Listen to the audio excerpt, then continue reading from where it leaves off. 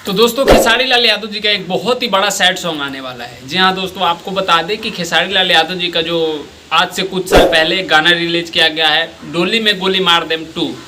जी हाँ दोस्तों, और इसके बाद वो गाना तो बहुत ही ज़्यादा सुपर हिट रहा, जो कि उस गाने को बहुत सारा प्यार मिला। उसके बाद खेसारी लाल यादव जी डोली में गोली मार देम 3 लेकर आ रहे हैं।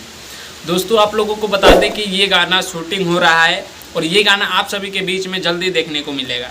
आपको बता दें कि ये डोली में गोली मार देम गाना का जो शूटिंग है और इसकी चर्चा जो है ये काफ़ी दिनों से चल रहा है कि ऐसा एक सैड सॉन्ग आने वाला है। अखिलेश कश्यप जी अपने फेसबुक पेज से पोस्ट किए थे कि खेसारी लाल यादव जी के साथ में एक सैड सॉन्ग आ जाए, ऐसे इस प्रकार के पोस्ट किए थे। तो आपको बता दें कि मतलब जब भी वो पोस्ट करते हैं तो गाना जो है आ ही जाता है। तो इस बार भी खेसारी लाल यादव जी का सैड सॉन्ग आने वाला है, आप लोग तैयार रहिए।